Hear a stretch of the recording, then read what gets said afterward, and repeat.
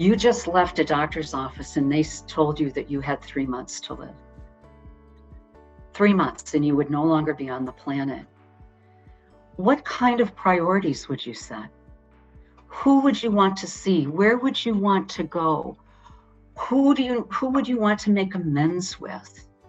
Or would you just want to hunker down and be by yourself and get quiet for those last hours, or those last months, those last weeks while you still had a semblance of health? Think about how focused your priorities would become if you had 3 months. And you know, there's the old adage about live your life as if this was your last day. And gosh, you know, the Buddhists are really clear about this and have lots to teach us about that practice. Our priorities would be much more focused if we knew that we were going to leave the planet soon. A lot of what the work of the doula is focused on is those last days and hours and minutes of life, and making a plan with the person who's dying and the family members about what that looks like. And it's mundane things, you know, like who do you want to be there or who do you not want to be there? So the doula may become the gatekeeper who is, you know, answering the door saying, I'm sorry, but the family has decided that in these last days and hours, only the family's going to be present. They thank you for coming, sign the book, and please hold them in your prayers. So it's not a family member who has to step away from witnessing and being with the person who's dying. The doula can do that.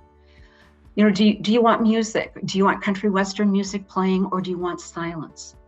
Do you want someone reading to you? If so, what? Do you want casual conversation going on in the room about the lives of the people who love you? Or do you just want people to come in and sit with you in silence, or to speak to you about their experience of you in their lives? Do you want to be touched or not? And if so, where? I know if I was with my dad and he was dying and somebody touched his feet, he'd levitate 3 feet off the bed. He hated having his feet touched. But you know, if you don't know that, and if you haven't had the conversation, a caring person might come in and want to do a foot massage to bring ease and comfort to the person who's dying. Are there aromas that you want? The smell of fresh bread to connect you to home life in the kitchen. And so there are all these decisions that we really do have agency over. But so often we go to the hospital and we lay in a hospital bed and we wait while nurses come in and do what they do just to make sure we're comfortable, without giving thought to, oh, this is the last chapter of my life. The other role that the doula plays in that is, once the plan is made and family members have agreed upon it, there may be that outlier, that family member who chose not to participate in making the plan, who all of a sudden flies in and decides that they know everything about how this should all go. It is the doula's role to be advocate for the person who's dying, so that the other family members don't have to go head to head with that family member who's just shown up and tried to take over. It is the doula who is standing between that person and the plan that the dying person made and the family members that agreed to that plan. So the other piece of it is to talk about what happens after you die. Once your spirit has left your body, do you want to be left in place for a few hours? Do you want your body anointed? Do you want it washed? Do you want to be embalmed or buried? Or now there's all kinds of options for green burials, or you can, have your ashes put in a reef to grow a reef. You can have it sent up in a rocket. There are all kinds of things you can do with what I call carcass. What do we do with this carbon that's left over? And what kind of service do you want? Who officiates? Where is it? The music, the readings. On my mom's deathbed, she's trying to tell us the song she wants. And it's something about a rose.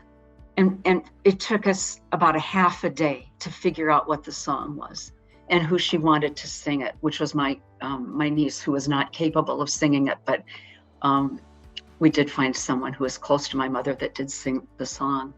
I have my memorial service scripted, written, and my daughter has it in hand.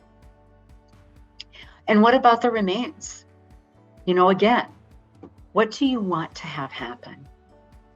And then, of course, there's what about the stuff?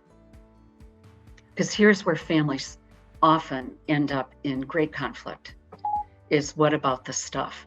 My mother, in her wisdom, had put stickers on the bottom of almost everything in the house that had value. This goes to Bernice, this goes to Beth, this goes to Kent. And what we did with everything else is my two brothers, my sister and I went into the bedroom and we draw lots, 1, 2, 3, 4. Whoever got the 1 got first choice. Whoever got the 2 got second choice. And we did that in each room until we each had what we wanted, and the rest of it went up for sale. But to have those conversations, not just the assets, the will that divvies up the assets, but the little stuff. Who gets the wedding ring? Who gets the Dyson vacuum cleaner? You know, who gets the dining room set?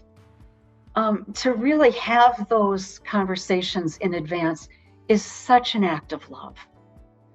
To leave any of those decisions up to the people who love us to try to guess what we want is asking so much of them.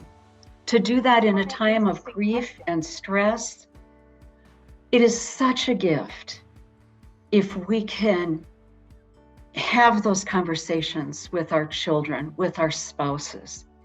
This is how I want to die. This is what I want you to do after I die. This is what I want you to do with my stuff after I die. So that there's no guessing. There hopefully is a minimal amount of conflict because the people who love you want to honor your wishes.